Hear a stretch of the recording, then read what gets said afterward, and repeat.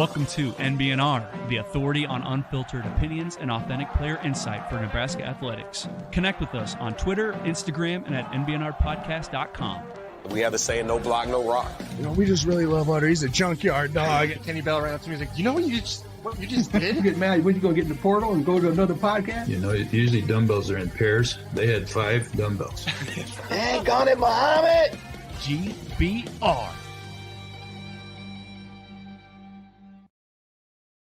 Red indeed, no block, no rock. Season 4, episode 24.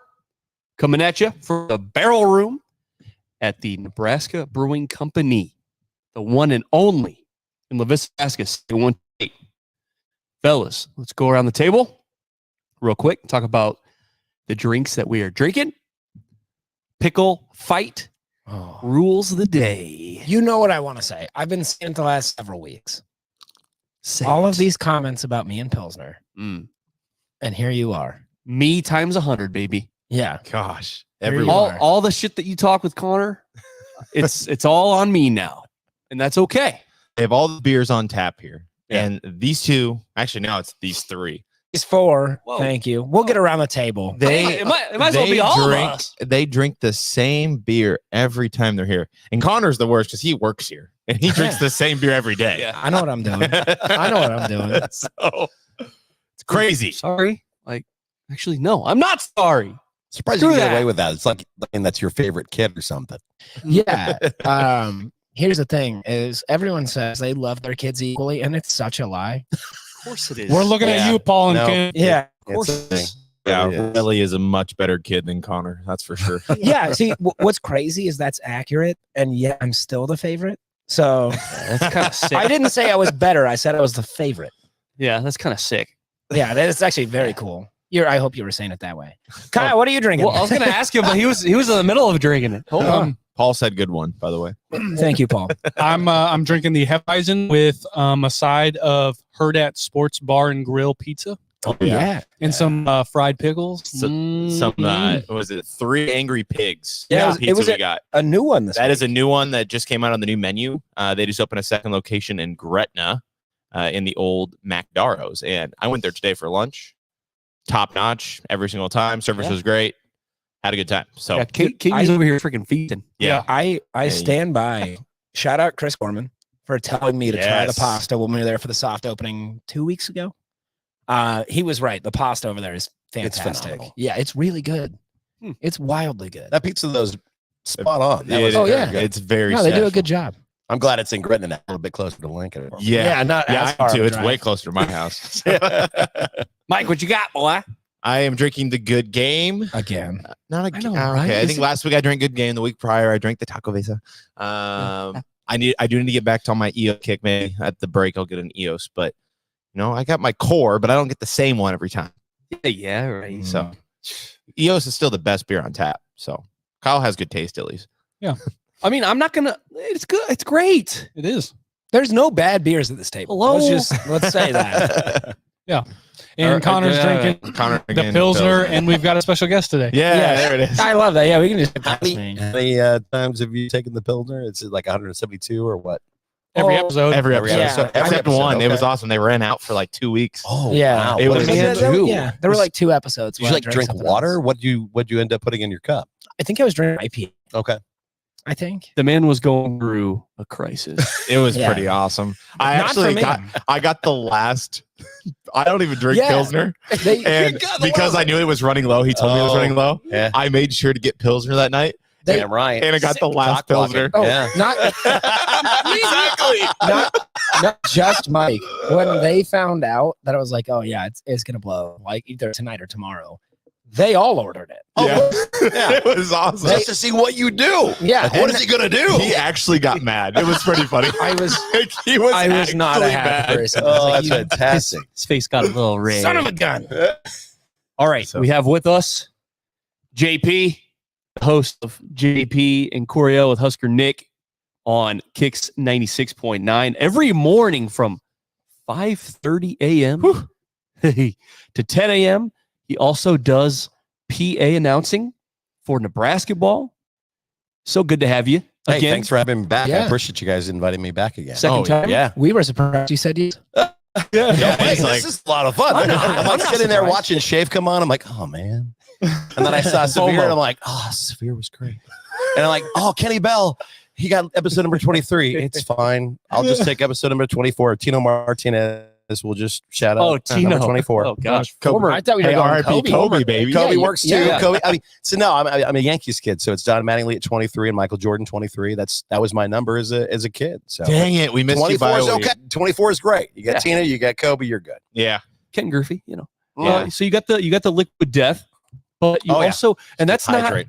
not what's in that cup though. No. This What's is in there? anytime there's a dragon in the name of something, I want to enjoy it. So that's what I can't do beer. So the hard seltzer is the way to go. Yes. Yeah.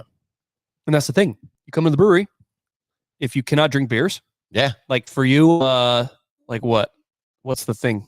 gluten free. Yeah. It's like, it's a stomach thing. I a found out, stomach thing. Yeah. Hey. I did allergy shots a while back and I found out I'm allergic to every tree and grass in the state of Nebraska. So it's Oh, either good. remove or the Same. allergy shots. If, Yeah.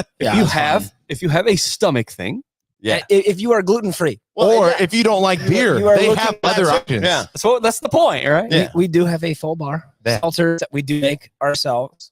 World Wines. award I winning. saw your Yeah. slushies up there. I saw the Dude. hot chocolate one thing too. I'm The- like, mm. The hot chocolate slushy Mm. is wildly. Isn't that a popular. cold chocolate? Yeah, I know. Shut But that's up. okay. It's still okay because it's like getting a blue in the middle of January Sure. at Dairy Queen. You're gonna do it because it tastes good. So Yeah, enjoy a chocolate slurry. Yeah. Yeah. yeah. People lost their minds over that. It's not going anywhere anytime soon. But we've Okay. done like a couple of. I think most recently was like a caramel hot chocolate. Nice. I think the next one's gonna be like vanilla hot chocolate. We got to have that for an episode, I think. Yeah. You The- keep talking it up. And Yeah. The you know. slushies are fantastic, and shout out to Alex, our bartender, who come up with those recipes. She did a fantastic job. See, hot chocolate and peppered schnapps is my go-to. That is a at good- nighttime yes. just to kind of just Yeah. chill out with. yeah. So anytime hot chocolate's involved, I'm good. Yeah, that's Hell a yeah. good combo right there. Especially when it's cold out. So instead of Pilsner, instead of pickle, we have to do it. No, Connor gotta will do it. still have Pilsner. We'll No. dissolve. If we commit to a slushy episode, I'll do that. Yeah. Okay. Slushy Deal. episode. Slushy There you episode. go. We should commit to an episode where we do like liquor. Desserts. No, no, no, no. Oh, yeah. Desserts from Herd at Sports Bar with the Oh, yeah. slushies. There you Let's go. do some pairings. Perfect. There you go. The fat, the fat boy. I don't like that you looked at me when you said I that. didn't. I was thinking of myself. Our loyal listener Josh said, "You guys need to try Stone Hollow Brewing Company in Beatrice. It's a wonderful place with great beers." And he said something that we could all agree with. I just love beer, and I can respect them all. Maybe I need to have that mindset when everybody's drinking the same thing every time. Yes. Respect it all. It's Also- an art. Josh, it's good to see you again. I think this is 3 weeks in a row. Yeah, Josh has been on Josh these has become streams. a new loyal listener, and we do respect that. So Yeah. So Stone Hollow. But here's the thing: we're at Nebraska Brewing Company. We are promoting NBC. So when they are open, which is not tonight, come to their tap room, 108th and Harrison, Livingston, Nebraska. Connor, help me out. World class. In every glass. Okay. Very nice. Speaking of Nebrasketball, 75-69. nice. They Nice. beat. We haven't done that in a long time. That should not be funny. It's been like a year since we've done that. It's still pretty funny. They beat Northwestern.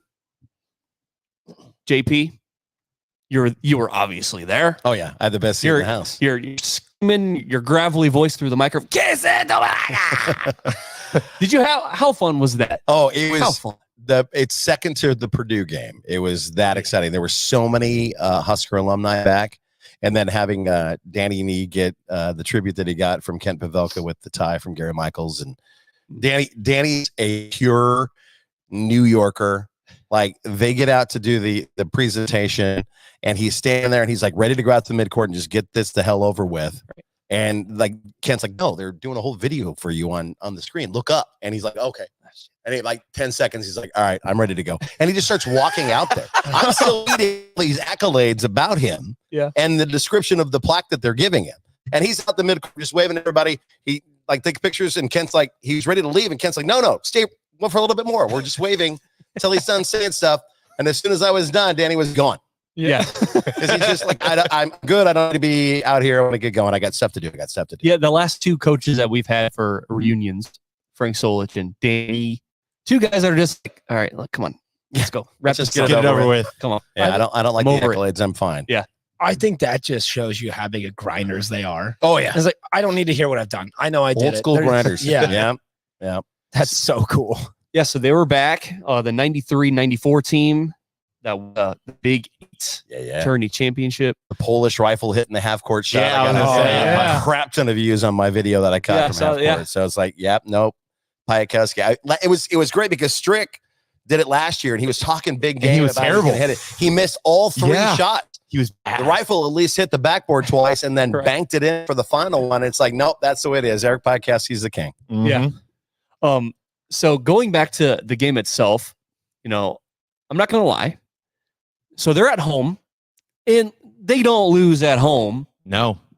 So but the thing though, despite them being at home, the news about Juwan Gary, that injury is not as serious as people thought. Thank God. It sounded like it felt like he was shot.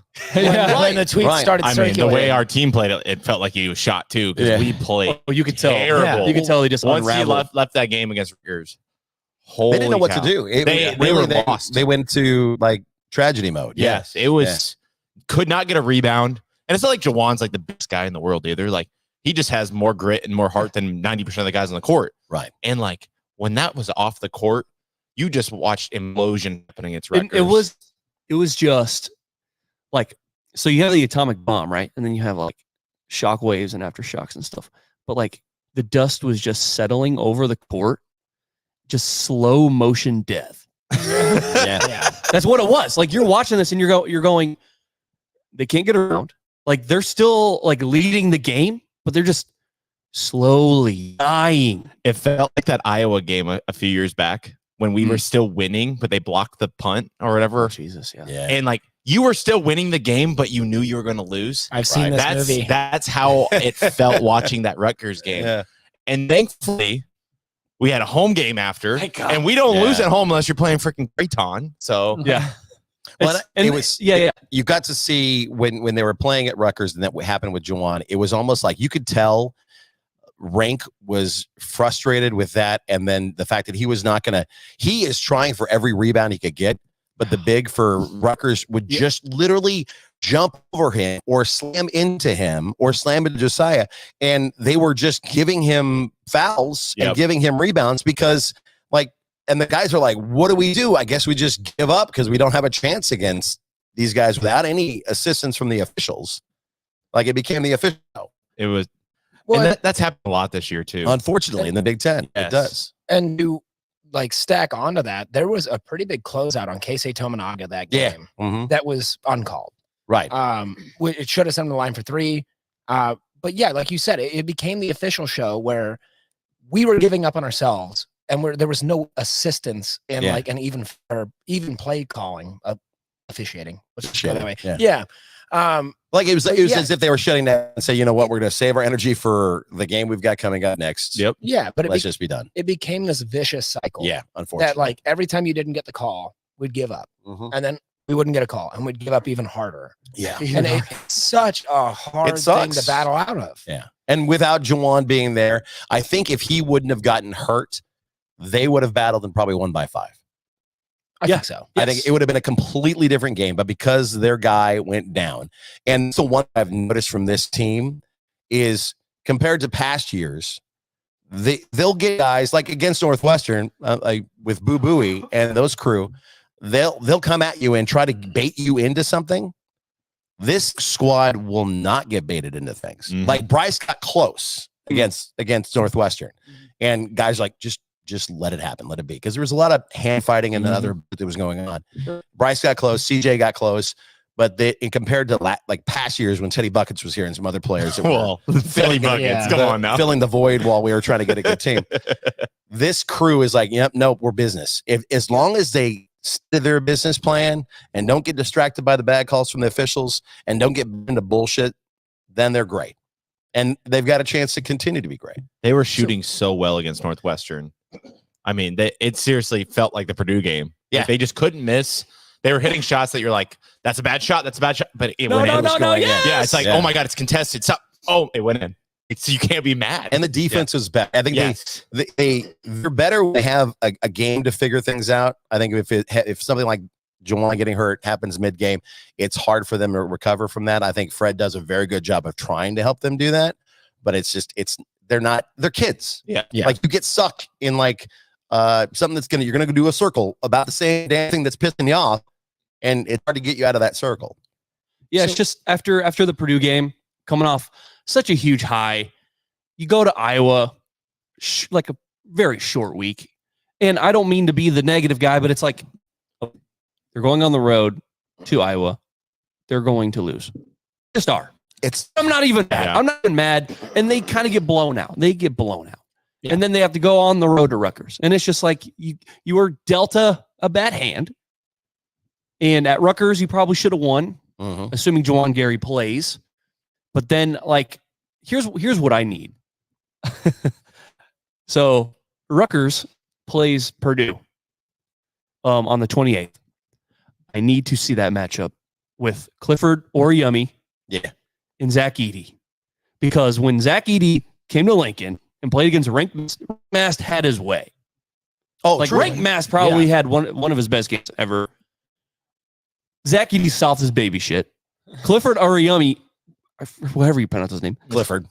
The big red dog. Dude, dude was a beast. And like you could talk about the He's rest a of whatever, monster. but He really is. And if you box him out, then you can get a foul called on him. But like for the most part, he just was able to own us. high motor, Yeah. strong. I gotta see that Zach Edey versus Clifford matchup because I think Zach Edey's gonna get his shit rocked. Oh yeah, Nebraska were the ones who created the blueprint on how to beat Zach Edey in Purdue. Because Poke and prod. exactly, Scratch, claw. You get a guy like Rink to just stay on him, and then you bring in Juwan, you bring in Josiah, you bring in CJ, you bring in whoever just to continuously attack him and make them shoot outside shots. And they're not great at the 3-point line, but they're pretty good. You can shut down Zach and like just give him a couple shots here and there. It throws Purdue's game plan off, and you can beat them. They're a beatable team. You know who did beat them and got embarrassed? Iowa. Yeah. Oh boy. 1 second. You were gonna say something. Yeah. So it actually kind of lays into a Purdue game coming up. You talk about this Nebraska team refuses to be baited. But there's another aspect that you mentioned, and it is being mentally tough, not getting mentally stuck when Juwan Gary goes down, not getting stuck on something like that. Mental toughness is needed to beat teams like Purdue. Yep. In your eyes, how would you rank the mental toughness of this Nebraska ball team? I think compared to the past couple of years, I'd say they're about a 7. If they scale of 1 to 10, 10 being great, sure. 7, and almost a 9 at home. It'd be a 5 or a 6 or a 7 on the road.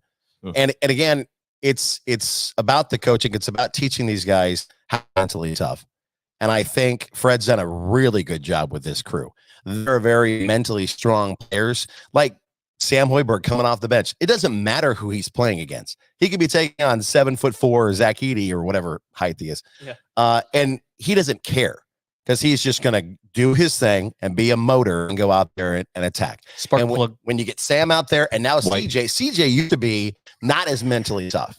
Well, yeah, Jim, we go down the have you coach's seen, son. he's getting swollen. He's getting cut. The kid that was literally a walk-on that you're like, coach's son, gotta walk But on. like, look, Never gonna play. Izzo's kid. Like he makes Izzo's kid look like a pussy. Izzo took 44 games to score. Am I right? I know. It's like Dad either won't let 42 him or on the court. I'm like, you're not good enough to get on the court, kid. Yeah. Whereas Sam is. Sam Hoiberg is a right. Last year at the end of the season, he forced the hand, and like if you're a player and you're like, how can I be mad about that? We had Emmanuel Benamel on. Yeah. And he talked that about guy. he Great talked dude. about Sam. Great dude. He's like, the dude just has a motor. He doesn't quit. Like in practice, he's the same way during practice that he is during the game. He's gonna make you better. Yes. He is the Rudy of our team. Yes, He's gonna make you better. But he's actually damn too. But he's not. No, Rudy was not good. Yeah, Rudy was kind of a fraud. Yeah. Don't beat around the bush. He's not Rudy. But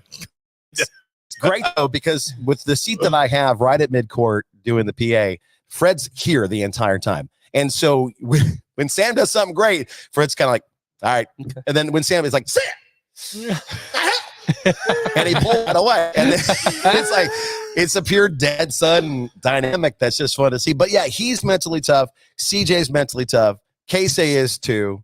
Like, we've got guys that are way better than they were even like 2 years ago. CJ is the guy that he's become the glue here. Yes, he is the guy that has taken 10 steps forward. He's the guy that when he transferred here 3 years ago, you thought he could be a player like this, but it took this long. Right.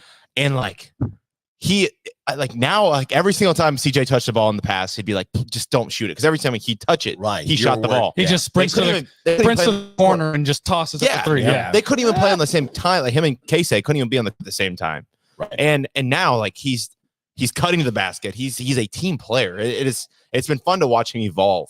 Yeah. He will be the Casey next year. Yeah. I think in his senior year, he'll be the guy.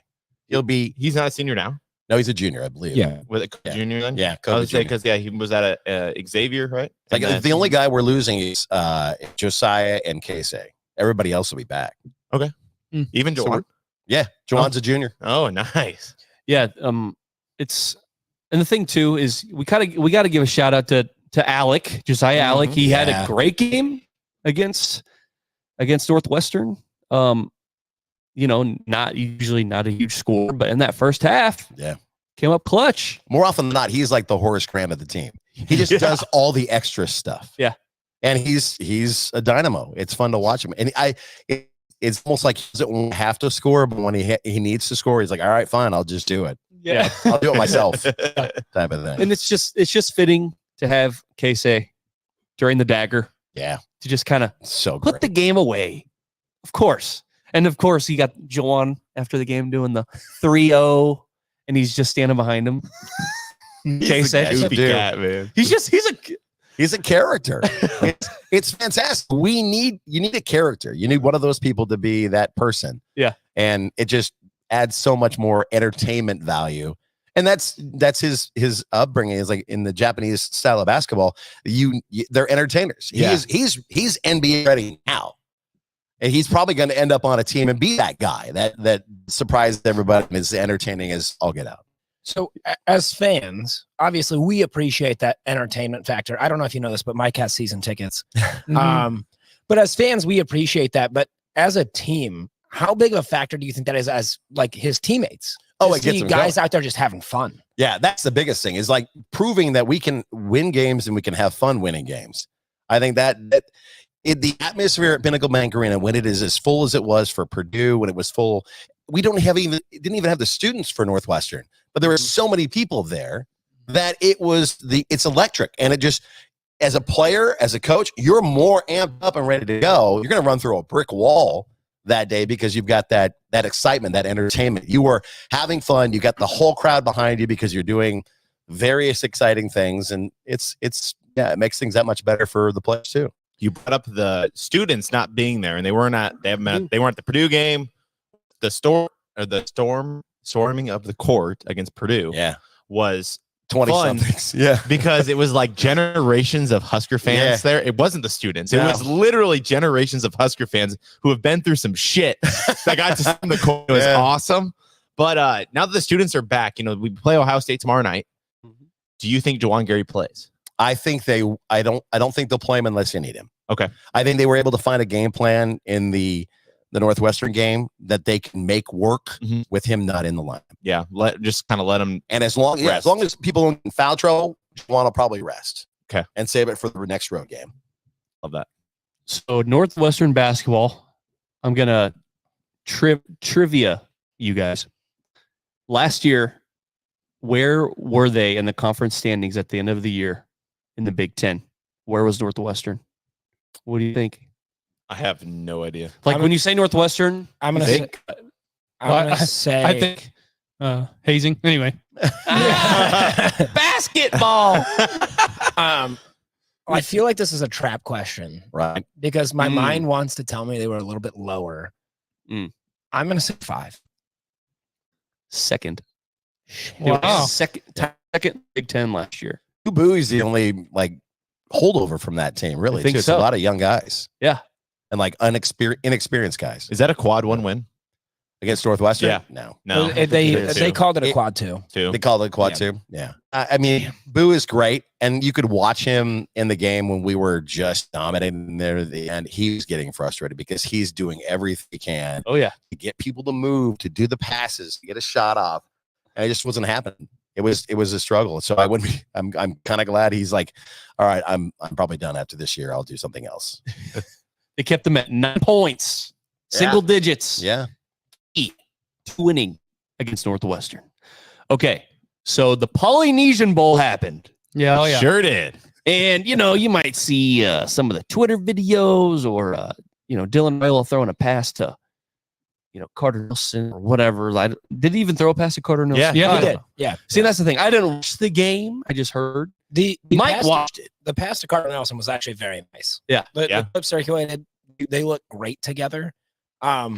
But I think what's more important as far as we talk about the relationship between Raiola and Carter Nelson was apparently simple. After the game is sitting by the pool. Did you guys see this tweet? Yeah. So Sipple, as they walk by together, Raiola and Nelson, says, well, I hope you boys are going to get used to playing in bowl games. And Carter Nelson stopped and said, bowl games? We're playing for championships. Oh, boy. I love it. You know, I love that attitude. I appreciate that confidence. Yeah. I mean, it's better than him saying, well, we're going to try to win 6 games this year. I mean, you got to at least have a mindset that you're going to win every game you're going to play. You need a couple cocky kids. Yeah. Of course. Like confidently cocky. You don't want overly cocky like Caitlin Clark. You want confident cocky. Speaking of Caitlin Clark. Did you say cock or floppy? And or. Was that a flop? Oh, absolutely. It's insane, right? She spins around. She is looking down and she's running out. She should have, the way it worked, because like I'm front row for Matt Painter complaining about Purdue and the storming of the court. Right. The security and the police for Link were right there, and they were escorting the team after the handshakes right out the court. They were able to get through the crowd of people that were getting out there. There was and that was even asked in the press conference when he was bitching and moaning about storming the court. Did something happen? He's like, well, no. But it's gonna. And it's like, okay, so but then you look at Caitlin, she was probably told along with her teammates, wait, we'll all go together. Security will get us out. She runs out in front of the main security guy, the police officer is there. She runs out in front of him to try to cause a problem. Yep. And she looks down and then she looks up and goes, you can see it on the shot from above. Oh yeah. She shoves the person. And then does the full 360. She does a flop. I'm like, oh, I'm hurt. It needs to be escorted out. Right. Did you see her? Did you see her walking out? She's like this. She's like, she should get an Oscar for that. Yeah. I hope Caitlin Clark is okay. I do too, but like, I don't like her. Well, no, I don't like her. I do think that just out of precaution, she should have to sit the next game, whoever they might play. She's hurt. She's hurt. Whoever they might play, maybe just sit Caitlin Clark. that was incredible. So. Like when the first tweet I saw was like, Caitlin Clark just got decked by a fan. And then I go to watch it and the fan gets hit from the side. I'm like, who hit who? And she's like, the fan, the phone like gets destroyed by Caitlin Clark. Yeah. Yeah. It was honestly one of the just weirdest things I've seen. What's crazy is a week ago today, was I not on this podcast defending Caitlin Clark as a player? Yeah. Like week ago today. And now I'm sitting here telling you like, she might kind of suck. I got into like as not a player, as a player. No, as a player, I'm not saying she sucks, but like as a person. As a person. Yeah. Like and I got into a full-on discussion with a Iowa fan that for some reason follows me on Twitter or X or whatever. I'm like, okay, cool. Hate follow. And he's just like, no, she got destroyed. That was terrible. And I go, okay, she's not a good person. She ran ahead of the security. She flopped. She hit the person and flopped. And then like she acted like she was, it's on the coaches that have let her get away with this instead of saying, hey, why don't you take a beat? Yeah. You're a great player. Don't be a dipshit. Yeah. That's and like, well, my girls look up to him. I go, if my daughter was this age, like a young age now, and watching Caitlin Clark, I'd say, don't do what she does. Yeah. Yeah. She's a great player. She's a horrible person. Yeah. She's not good on the court as well. Cause she'll throw an elbow, buddy. And what was that about? He's just trying to instigate a fight. And that's not the way to do it. You just, you're a purely great basketball player. Don't be a Bill Lambier as well. We talk about program versus personality. Yeah. And that is a personality program mindset. Exactly. On Her coach is letting her get away with this. Yeah.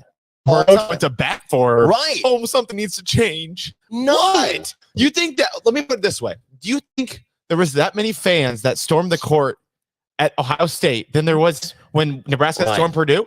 Like, think about it. Was the attendance as high as it would be for us beating number 1 Purdue? Like, there was less people on the court. It was even less. Yeah. People don't listen. This is not meant as an insult. Like, I think the numbers back me pretty strongly here.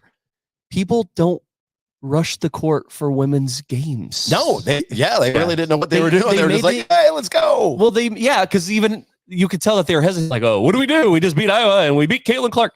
Listen, Iowa should feel grateful that they have Caitlin Clark, who is a monumental talent. Good luck next year. She's gone, and you got nobody. Their team is a bunch of nobodies after she leaves. It's the Caitlin Clark show. Yeah, it really is. I mean, that whole thing yesterday, it just, like you said, it reeked of entitlement. Like, I don't need to listen to you. I'm going to do my own thing. Well, just terrible. I don't care. Terrible survival instincts. It's just, and she like does 360. She is overly dramatic, and I hope that somebody in the WNBA puts in her place in year 1. I wouldn't be surprised. It could happen. Somebody's going to jack her. She's going to go down and say, welcome to the show. Yeah, welcome to the league. Yep, exactly. Polynesian Bowl. Yeah. Mike, Delaware. I think I'm the only one at the table who watched. What did you see? I saw a guy. Okay, if you look at the numbers, I think he was 7 for 15, had a touchdown interception. But the guy, if you're watching an All-Star game and trying to look at stats, you're not watching the game correctly. You don't know ball. You want to look at the guy and to see, like, how are his mechanics? How did he handle pressure? Could he make the throws? The dude looks, and I hate to throw this comparison out there, but this is his idol. Like, this is what he's and that this is his comparison. Is like he looks kind of like a Patrick Mahomes, and I'm not a Patrick Mahomes guy by any means, but the throws look very easy. Even like when he did that 70-yard bomb in the before the game. Don't short sell him. It was 72. 72. Yeah. He just makes it look so easy and so effortless that that's how he handled the game. Like, I think the play calling, they had Mike Zimmer as their coach, and he's as a coach in the NFL. So no surprise they're trying to call corner fades on 4th down and on like the 3-yard line. Wait, is Mike Zimmer Polynesian? I don't understand that. And Marvin Lewis was the other coach. So anyway, like they're calling corner fades like on the 3-yard line, going for it on 4th down. But I will say Dylan's team made a hell of a comeback and ended up winning the game. You want to look for, like, if you're looking at this All-Star game, it wasn't like fireworks and shit. It was turnovers. Ugly, messy. And but other than that, like Dylan, he made a really good throw. His touchdown pass was awesome. Yeah. To the Tennessee commit? Yeah. Right? Matthews or whatever. Okay. He threw a dime across the middle to him and led him perfectly, walked in the end zone. But otherwise, how was his pocket presence? It was good. I will say that he did look like he wanted to run more than I expected. Really? They were running reads. They ran an option play. I don't know if you saw that with Carter Nelson. They ran like a little read option, like pass. Wow. Yeah. Oh shit, they're gonna run him 20 times a game. Yeah. So that did worry me a little bit because it looked like he was trying to prove that he wasn't just a pocket passer. Yeah. He knew he was the star of the show. Like, he's the hometown kid. They kept talking about Dylan. They kept showing Dylan. All pressed for it, and he knew that too. He was playing like that too, because they didn't pull him in the 4th quarter either. Alpha. Yeah, I'm the alpha. I'll take an alpha. I don't care. Of course. What was alpha at quarterback? Yeah. Well, I was just gonna say, like, I know we've heard the like all bus team stories from the other coaches, the anonymous coaches and stuff like that. Right. But something that I just kind of struck me is like he looked like an adult on the field. You know what I mean? The kid is what, he's 18. And he's just out there, and he just looks like, if you've got all these 5 stars out on the field and all these 4 stars and the all-stars, right? Going all over the country, and he looked like he belonged with them. Yeah. Like he looked like he was an adult in the room with all of the best talent in his time. He fills out his pad. Yeah. He And does build his pad. as I'm getting older, He's a big dude, Yeah. man. It's a big boy. I think the important part, and I think what you're getting at, he seemed to be composed. And again, Mike, you're talking about if you're watching the game like that and looking at stat lines, you're wrong. Yeah. Again, these are 18-year-old kids playing in an all-star game. that have had a week together. And they Yeah. had Mike Zimmer calling the plays, so you're already set up for failure. Right. Just the composure in a setting like that, everything I've seen tells me that this kid's gonna be good. Yeah. Yeah. No, he made things look he made it look easy. Those that he did hit were easy. They're quick. The ball gets out of his hand fast. Like a lot of it's just like bubble screen stuff. Like we haven't had a quarterback that could throw a bubble screen in how many years? Right. So even the most elementary thing, like I said, if he's just like just like a little bit better than what we've had, You're we're going to a win more bowl game. games. You're going to a bowl game. Yeah. So Just a little bit better than Heinrich. Just a little bit. So JP, you being connected with the program and being around and stuff, like what is your impressions of Dylan Raiola becoming the quarterback in Nebraska? Are you excited? I hope so. Do you Deep-rooted concerns. do you have any concerns? No, I think having him and Daniel there as well, I think they're going to both be able to. It's really good to have competition, and Dylan is a great quarterback. He is a generational type player, so it's going to be very interesting to see Daniel Kalen being able to keep up with him, and Heinrich's going to stick around. I think Heinrich's going to stick around in the quarterback room too, and switching to tight end, which is what he was going to do before Casey Thompson left. I think having the three of them in there, and I think Heinrich will definitely help those guys. It's all about learning the playbook, and I think Kenny said it best. Kenny Bell said it best on your last podcast. We need that Rex Burkhead. We need that running back to take that pressure off of the quarterback so that he can be great. And Dylan is probably the best quarterback we've seen in a long time, and I think he is going to be fantastic even as a freshman. It's up to us as fans to not go ape shit when things don't go great. Yeah. Put in Kalen. Well, Put in Heinrich. Right. No. It's funny that you bring up, Dylan and Kalen coming here in the same year. And I think there's a lot of concern for people. Obviously, when Danny Kalen reopened his commitment, took a visit to East Lansing at Michigan State, pulling Giles, and Kalen ends up coming back home. Right. Concern there for some people being that, Kalen might see Dylan Raiola just taking this starting spot for however long. But I think Kalen is that kind of guy that understands that iron sharpens iron. Right. And is willing to sit here because who better to battle? Truly. Than Dylan Raiola. Right. Who better to battle? Why not get better with him? Yeah. Like it's Tommy Frazier and Brooke Barron all over again. Yeah. It really is. Because and if anything happens where Dylan's just a little bit better than Danny, Heinrich can be number 2 and he can redshirt. Yeah. So then he's a year behind Dylan.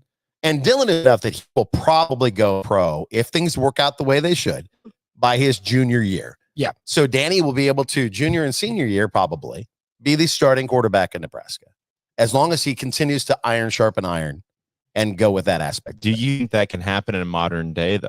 Because we're in a world now where you got to have things now. Like right. Danny could be in the portal tomorrow. And I think that the thing about Matt Rule and his coaching staff is they're changing the mindset of people. When Matt talked about, I'm not looking at the transfer portal.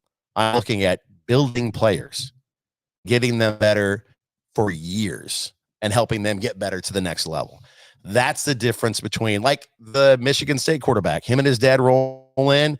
They don't even want to tour the facility. They want to know how much NIL money he's going to get. And Matt's like, yeah. They're like, yeah, no, you're not the right fit for us. Thanks for coming by. Yep. And Dan's right there because Danny knows that it's not about the NIL. It's about, I want to be a Husker. I want to make this program better that I've been watching as a kid. Yep. And he's got a chance to do that with Dylan. And the thing with Kalen too is I think we're all, we look at him positively. And I think a lot of that has to do with the fact that he knew as soon as Rule got here that Dylan Raiola was priority 1. And even despite that, Kalen was like, I'm cool with it. Like, I know that. I'm sticking with you, Mr. Rule. I trust in you, Mr. Rule. And so I think he's really He's like Brooks that way. His good first Because impression. Brooks could have been a quarterback Yeah. anywhere Yes. back then Yeah. and been a starter at any other school. But he knew that he wanted to play for Tom Osborne, and it was going to be a good thing. And when he had his opportunities, he did amazing. And if God willing, if he wouldn't have died in that plane crash, he probably would have been the starting quarterback in Nebraska, or somebody else would have grabbed him. Yeah. Yeah. I just think, we always Danny's say like about that. players. We always say about players like this guy's different, and his mindset's just different. Well, I think with Ken, he's actually proved that, Oh yeah. and he's shown that he's mentally strong. He's able to, stick through a commitment, and is able to recognize that. Yeah, Dylan Raiola's in front of me, but I'm lurking. Not my chance. yeah. There's always an I'll opportunity. get listen. He's gonna. He's gonna get a shot. Something's gonna. I don't know what. I don't know if it's an injury We hope or not. Yeah, Of course not. But when's But the it's last football. time? When's the Football. last time a quarterback made it the whole season? Right. Well, and I- Generally. That's a valid point. But Yeah. football, baby. And I think at the bare minimum, you look at Chubba Purdy, goes through years just being back up, and he thinks, hey, maybe next year might be my year. Here comes Dylan Raiola. Here comes D.A. Kalen, and he's like, That's look, it. this is the end. This is the end in Nebraska. I need to go find somewhere that I and can guess play. where he's at now? Nevada. Nevada. Yeah. Hey, he'll be a starter in Nevada and Yeah. probably have a pretty decent year. Yeah. Yeah. So at the bare minimum, you get 3 years out of Danny, and say in 2 or 3 years, you get another 5-star quarterback that wants to come in, or you get some sort of crazy transfer. Then at that point, maybe the end of the road is there for you. But the difference between Chubba Purdy and some of these other guys that are leaving, that are transferring out, somebody else entered the transport portal, what did they do? Well, they played special teams twice. They carried someone's jock the other day. yeah. It's the not mentally tough guys are leaving. Yeah. The ones that want to go to battle with Rule are staying. Yep. Whether Yeah. they're third string, fourth string, doesn't matter. Practice team, they know that it had happened for a lot of guys. Happened for that offensive line on the practice squad, and then end up starting. It's it can happen. You just have to be willing to iron sharpen iron and get better and compete and make everybody better, and you've got your shot. Like And- Ty Robinson and so- Nash. Yeah, exactly. In the same vein as iron sharpens iron, success breeds success. Mhm. And we talk about the evolution of Raiola into Kalen, and you talk about a future. Dayton. Did you guys know we got a QB coach? Yeah. Did you guys Yeah. hear that? So if we're able to develop QBs like Raiola and like Kalen into, well, let's maybe not call them stars, but very solid performers, what's going to happen in Nebraska? More QBs that are 4 or 5 stars are going to be looking at Nebraska. And so this, I think, very especially in the QB room, is going to be a very critical year for Nebraska. Truly. I believe it will. And I think having Sat be able to focus on coordinating the offense and the tight ends, which is what he's really good at, is the tight end position, and having just a quarterbacks coach is going to be leaps and bounds better, because there was a lot of turmoil that happened with injuries and whatnot with that quarterback room that Sat had no control of it. It's what do I do? I mean, what do we have for quarterback? Pull Heinrich. I mean, you did what you could. If you got a quarterback coach in there, and granted, yes, he was quarterback coach of the Steelers. They haven't had the best success since Big Ben retired. Yeah. But he's quarterbacked in the college ranks as well, and he's got good experience at making quarterbacks better. And just to have that guy in that room doing that, just like our wide receivers coach. People are like, too young, he doesn't know anything. No, don't doubt it. He can do it, and he's doing it. You give that quarterbacks coach the quarterback room and let the quarterbacks grow with him. And like you said, the recruits are going to come. Yeah. Well, and that's the other criticism that I have enjoyed, is that, he was the quarterback's coach of the Steelers. What have we seen there for QB play? Dude, he was working with Pickens and Mason Rudolph. Thought himself couldn't make them good quarterbacks. Bro, listen, I don't know what to tell you. And make it to the playoffs, so he did something right. Yeah. The NFL is. Listen, It's different. These guys are It's a different 30 beast. years old. Yeah. These quarterbacks are not going to just leaps and bounds become different players. Yeah. They're what they are is what they are. When you come to the NFL, you're no longer Cole. If you've made it to the NFL, you're a diamond in some shape. Yeah. But there's only so much refining you can do. Yes. He's not going up to Kenny Pickett and He's not a miracle worker. He's managing people. He's not coaching people, he's managing people because they're adults and they're professionals, and it's a different beast than college. You're coaching players in high school and college. You're managing players in the NFL. Yeah. We're talking about Glenn Thomas too. He does have a nice wrinkle on his title, just co-offensive coordinator. Thank God. Do we think that he will be helping with play calling duties? I can only assume so. I think coming up with the plays, I think that'll be a big part of that. Yep. I think coming up with what's going to work for his quarterbacks, and I think they're going to have a good conversation about that. I think that's a good thing to have. And again, if sometimes the fans want to tar and feather Sat, it's like he's a pretty good coach. I know. He's a pretty damn good. He didn't have a lot to work with last year. Right. I know. Anything bad that could have happened last year to Sat did happen. Yeah, absolutely. He did also have some questionable play calling, but that happens. He's still an experienced play caller as it is. Right. So and again, he's working with a backup to a backup at quarterback. Every running back is going down. All of wide receivers are freshmen. He did everything he could to piecemeal that crew together. Yes, him and Rule to get us to where we were, and I credit him for doing that. Yeah. I mean, I would have been like, "Fuck it, I'm done. You do whatever you want to do. I'm just gonna stand over here in the corner." Yeah. Okay, so real quick before we move on, can we just do like a quick little break? We're gonna do a quick 5-minute break. Top off our beers. We'll be right back.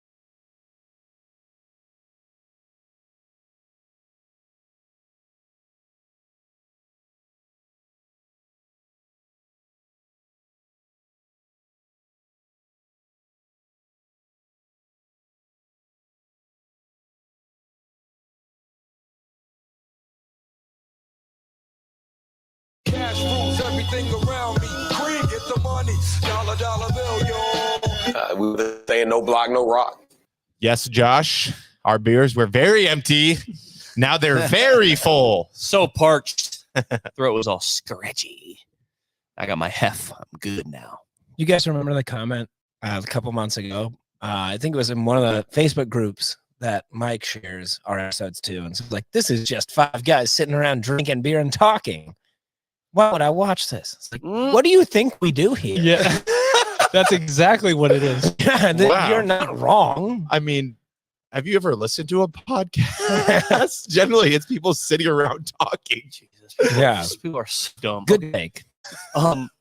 So guys, we're gonna go around and talk about any college football rules that we see that we think are stupid and would change. This all kind of stems from the Kansas City versus Bills. Cole Hardman fumbles into the end zone. Bills ball. People freak out. We got to review this rule. We got to change it. Blah, blah, blah. So one rule in college football, there's just something so basic about the let me think. Got it. There's just something so basic about the down by contact rule. If a player trips on his own in college football, he's down. Ball's dead. I think if a player is like going for 80 yards and he's got a clear path and nobody's touched him, and he trips over like one of the little turf monster sprinklers or whatever. Yeah, one of the Buffalo Wild Wings sprinklers. Yeah. Like, I don't think you should be down because there's no defender that earned that. So you like the NFL style? I like the NFL If you're not style. touched, you should can get back. That's the first rule that comes to mind.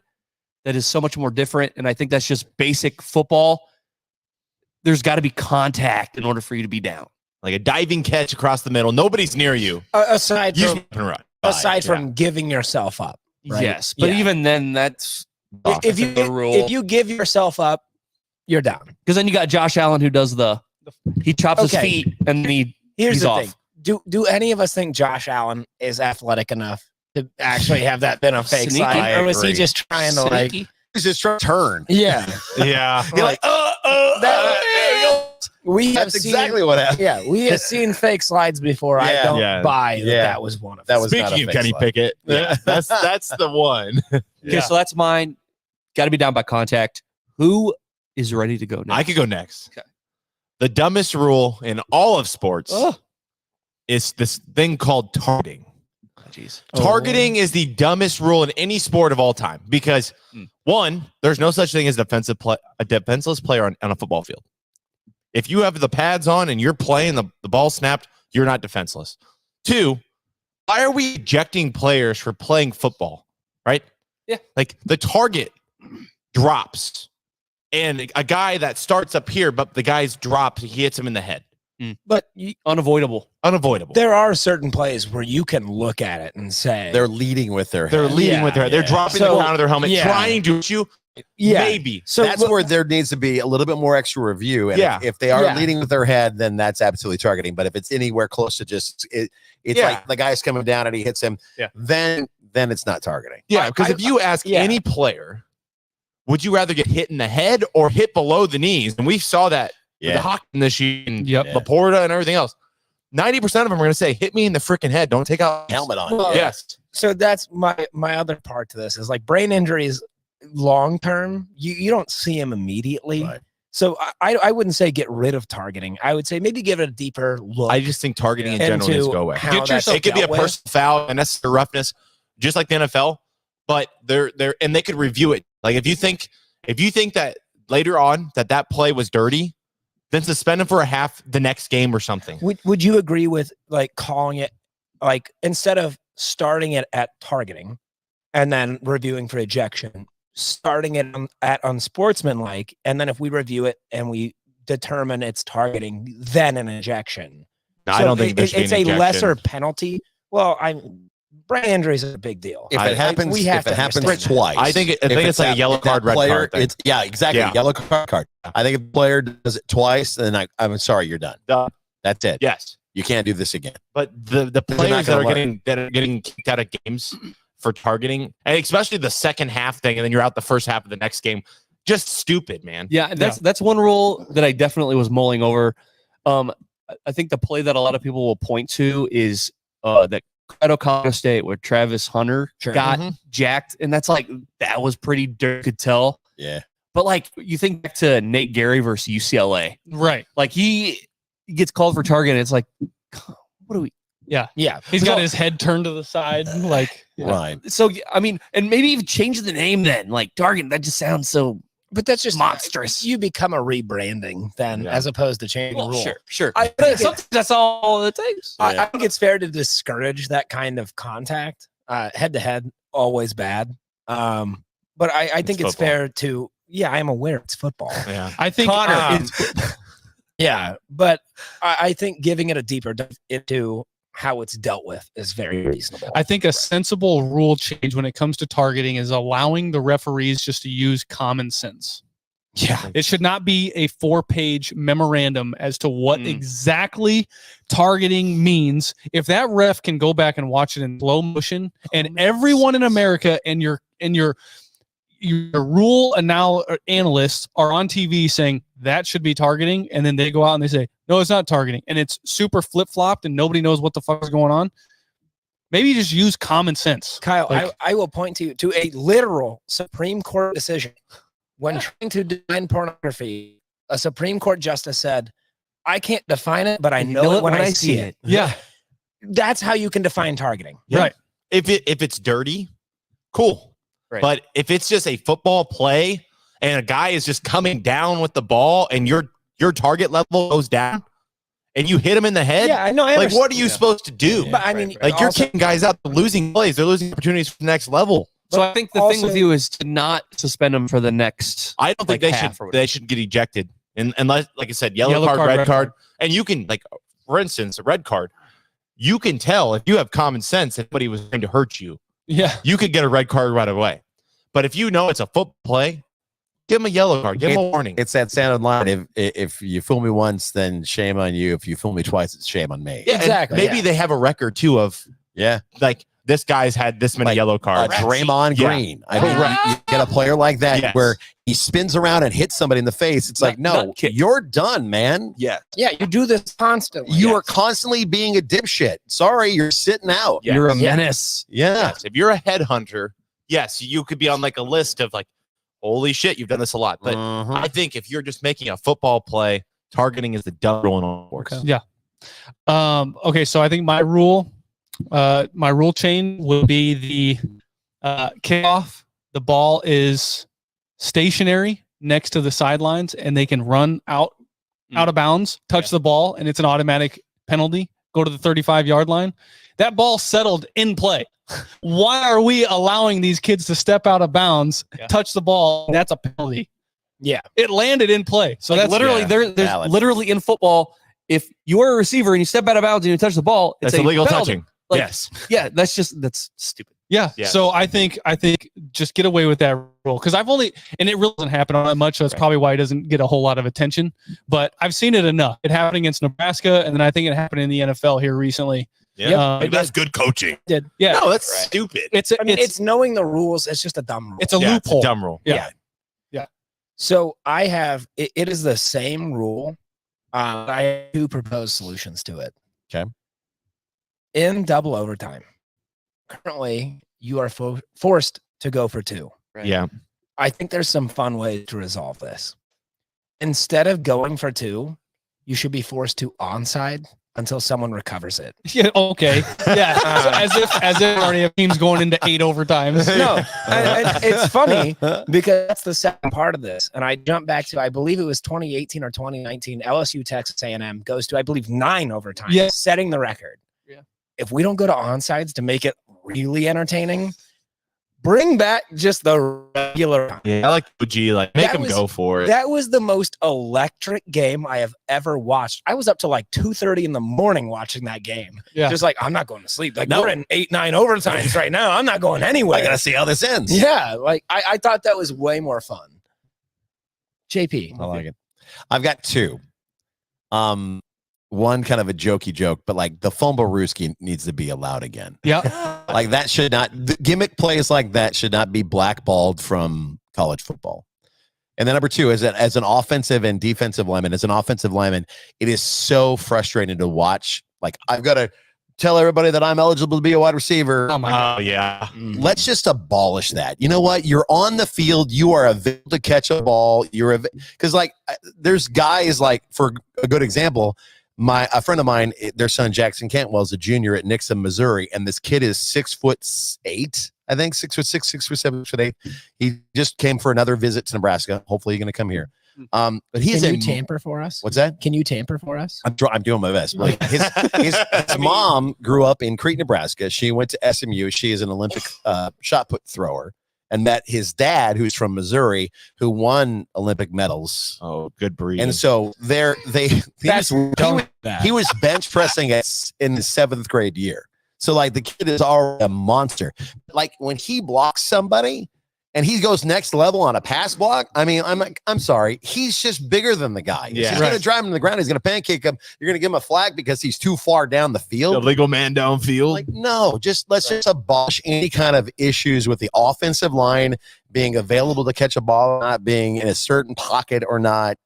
Let's just get rid of that rule. Yeah. Yeah. The Lions would agree with you. Yeah, for certain. So the rule that inspired this, the fumbling out of the end zone, For the a defense touchback. gets the ball. What are your feelings on that rule? Because they're meeting about it. They might change it. I personally don't think you should change it, but is anyone that thinks that it should be changed? I think only the Chiefs have to get called for this. Yeah. And then I'm fine with it. So I gave this. It is not an original analogy. It's from a Facebook comment that was sent to me. Was that the end zones defense? That's your home base, right? Your job is to defend the home base. Right. The 80, 90 yards in the middle there, irrelevant. Like what you need to do is keep the ball out of there. If you force a fumble and it rolls out of that end zone, They gave you the ball. you have successfully defended your base. That should be yours. Yeah, absolutely. You fumbled out of bounds, well, it stays with the offense. Right. It's the same with soccer. Yeah. When you go for the goal, if it goes to the left or the right of the goal, the goalie gets the ball and that team gets the ball. If it goes off to the side or whatever, then it's a corner kick. Yeah. Like it's a point. If it goes to it goes to the team that defended it. Yeah. The defense's job is to defend the end zone. And I received arguments. They're like, well, the defense should also stop first downs. To which I say, are wins measured by points or first downs? Yeah. Valid. Their job is to defend the end zone and nothing else. Yep. There are enough rules helping the offense. Yeah. Fuck you. Yeah. One proposition I heard that I would be okay with, but I'm still on the side of just freaking leave it. We don't make how many more rules do we have to do to cater to fucking diva quarterbacks? Yeah. Yeah. So Whiny diva. the rule that I heard that might be okay would be if you fumble it out of the end zone, it's a loss of down and you have to go back to the 20-yard line. Like I could live with that because if you fumble out of bounds, it goes back to where you fumbled it or whatever else. Like you don't lose possession of the ball if you fumble it out of bounds. Right. But like I said, I'm also on the fence where it's like, just freaking leave it. Why are we changing shit? Right. And again, there's a very simple solution here. Just don't fumble. Don't fumble. Right. Don't fumble, you're fine. It's similar to the whole you go out of bounds and touch the ball thing. Yeah. Where it happens once a year. A handful of times. Handful of Yes. times. Versus tush push that happens all the time, and I think that should be allowed. You just get better at it. If you don't like the damn thing, then Suck just less. get better at it. Yes. Stop it. Stop it. Yeah. It's rugby. Please stop it. Figure it out. Yeah, exactly. We hear a lot of the commentary surrounding this fumble end zone rule right now because we all live in Nebraska, except for one of us. But there are a lot of Chiefs fans in this area. And It always seems to be that when rules like this are utilized and done correctly, the only people that bitch are the ones that got screwed by it. And the thing about it is, I like Patrick Mahomes better if he wouldn't complain like a Tom Brady or a Caitlin Clark. Yeah. Like, just go out there and be awesome. And if it doesn't work out, shrug it off and go to the next play. Yep. Yeah. It's crazy. Did we see any of this out of Patrick Mahomes until like a year and a half ago? No, we didn't. He just went out there and balled. Yeah. He did his thing. He was fairly quiet in the media. You know, he did his whole thing about he put ketchup on steak, which is also wrong and should be a rule in the NFL. Yeah. You can't do that. But like, we didn't see this until recently. And I don't think anyone's asking for anything crazy. And I'm not, the shut up and dribble, that kind of guy. Right. But going out and complaining about existing rules that have been in place since before you were in this league, dude, just play the game. Just play ball. Just shut up and play. Granted, he along with Tom Brady and other quarterbacks should be protected from a player that is coming a good 1-2 seconds after they get rid of the ball. Absolutely. Yeah. But if it's close, just suck it up. You're a quarterback. You got a flak jacket on. Yeah. You're made to deal with this kind of stuff. You don't want to be quarterback, don't be quarterback. Be a wide receiver. Yep. I think when it comes to rules changes, I'm going to speak for myself. I have zero principles. If it helps Nebraska, I like the rule. Yeah. If it doesn't help Nebraska, get rid of the rule. It's the worst rule of all time. It's the worst rule I've ever seen in my life. I hate it. Change it. Anyway, I do just want to say, I know we're trying to wrap up a little bit. Just a personal note here. I have officially broken one of my New Year's resolutions. So I'm rule post a picture of Christian McCaffrey holding the ball high and tight. The X. The cross, yeah. Christian McCaffrey, of course, played for a certain team called the Panthers. Yeah. The fucking poverty Panthers. And of course, you got people commenting. The CMC era, the Christian McCaffrey era under Matt Rule. You were trash. Bruh. Rule's first year. How many games did Christian McCaffrey play? 4. 3. There it is. Second year under Matt Rule. How many games did Christian McCaffrey play? 9. 7. Tried. Hey, we split it. Now, the third year, Christian McCaffrey played. Third year, whatever. But, dude. What was the resolution you broke? To not troll to not troll fans. Panthers. Okay. That's what I needed to hear.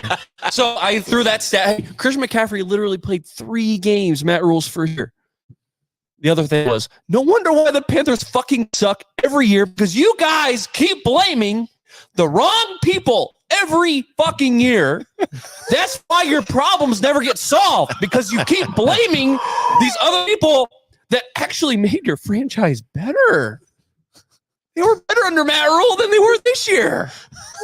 By far. Figure out the problem.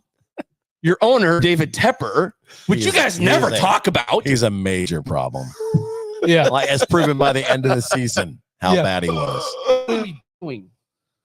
So fuck that New Year's resolution. That was Yeah. Did you actually believe you were going to go a full year without doing that? Was that like a new January resolution? Hey, I still love your other New Year's resolution. Troll Iowa fans more. Yeah. So, down that. Yeah. all right, we're at a part of the show. Let's turn it over to JP. Tell the listeners a little bit about what's going on with you. Where can they find you? All that stuff. Anything you want to say, plug yourself, do whatever you want to do. Yeah, JP on Kicks. KX is the handle that I have on Facebook, Instagram, and Twitter. Currently doing Husker men's basketball PA, which is exciting. Hopefully they continue to do great. On the side, I'm also a board member with the Tyson Treasure Chest Foundation, which we created 10 years ago when a little boy by the name of Tyson's Chambers had pediatric brain cancer. And so we created a golf event. And luckily enough, it's very similar to Team Jack, and it's friends of Team Jack, but it's a little bit different. Jeremiah Searles, who was around when Team Jack was here, he got to know Tyson real well, along with myself.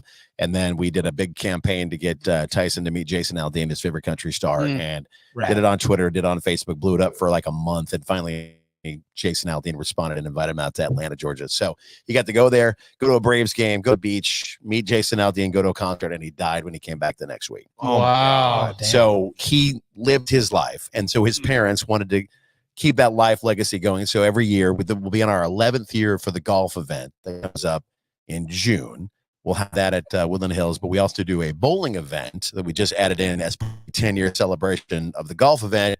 We added the Deuces Cancer Bowling event, and that's coming up in February. And at Sun Valley Lanes and Games in Lincoln, which is awesome. They're going to let us be out there for 2 hours and take over the space. And you can come down and bowl, team of 6 people, up to 6 people. It's like $100 for a lane. And you come out and then you can donate toys and whatnot as well. Because what we do is we, in honor of Tyson, because he was at Children's Hospital a lot when he was going through what he was going through.